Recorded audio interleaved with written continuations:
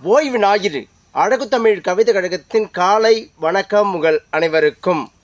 நேற்றைய தொடர் கதையின் தொடர்ச்சி தொடர்கிறது. ஒவ்வொரு கிராமங்களுக்கும் 5 நபர்களை செல்ல வைத்து அங்கே என்ன நிகழ்ந்து கொண்டு இருக்கின்றது நிலவரத்தை காணுங்கள் என மந்திரிமார்களிடம் மன்னர் சொன்னார் அல்லவா? சற்றே அதுபோல் மந்திரிமார்களும் ஏற்றார்கள்.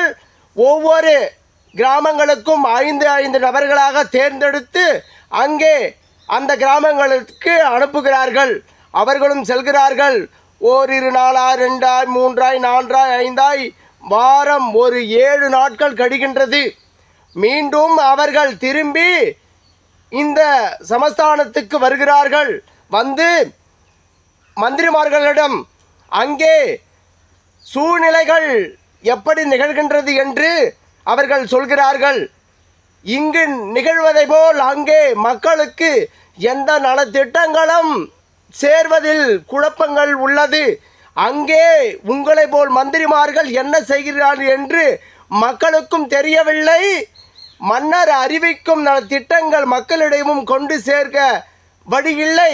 அங்கு எங்கு தவறுகள் நடக்கின்றதோ என தெரியவில்லை என மக்கள்கள் குமுறல்கள் கொண்டு இருக்கிறார்கள் என இந்த மந்திரிமார்களிடம் சொல்ல, இந்த மந்திரிமார்களோ நாம் செய்தது போலும் அவர்களும் ஏதேனும் அங்கே செய்து கொண்டு இருக்கின்றார்களா என இவர்களுக்குள் ஐயம் எழுகின்றது.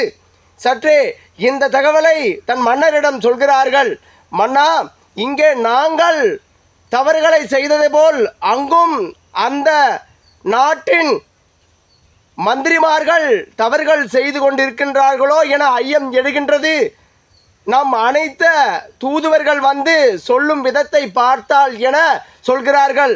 மன்னரோ சற்றென்று எதுவும் யோசிக்காமல் இன்றே நீங்கள் அங்கு சென்று ஒவ்வொரு நீங்கள் இருக்கும் 10 மந்திரிமார்களும் 10 கிராமங்களில் முதல் சென்று நீங்கள் ஆய்வு செய்யுங்கள் என அவர்களை மீண்டும் அங்கே அனுப்புகிறார். இவர்களும் செல்கிறார்கள். ஓரிரு நாளாய் 3 4 5 7 நாட்கள் ஆகின்றது. மறுபடியும் வருகிறார்கள். வந்து அதே சூழல்தான் அங்கு நிகழ்ந்து கொண்டு இருக்கின்றது.